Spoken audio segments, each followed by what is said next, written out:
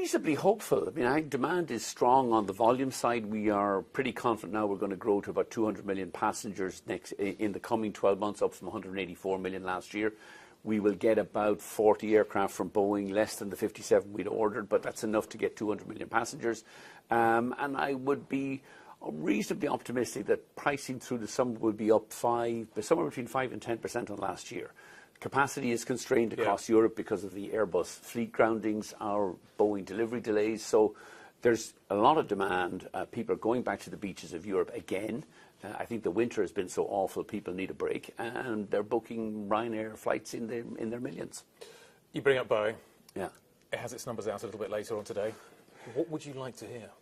I would like to hear more of the same. I've spoken to Stephanie Pope twice in the last 2 weeks. I think she's focused now on getting the head down in Seattle, getting the aircraft delivered. We're seeing optimistic signs. I mean, we've seen aircraft now being pulled from the hulls, being moved from Wichita to Seattle, but without any defects being carried over. I think that's a good sign.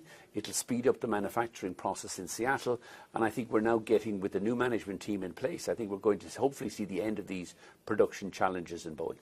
Last time we heard from you on this matter, I think you were slightly more optimistic. You were expecting maybe 2, maybe 3 more aircraft. Do you think that number rises? I think, yeah. I mean, we had been down as low as 35 aircraft for summer peak. I think we're back up now close to 40.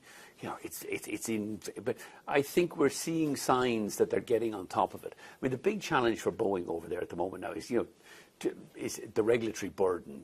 They're in the crosshairs with Congress, with the FAA, everything else. I think that's why Calhoun has done a good job. It's why I'm sorry to see him go at the end of the year.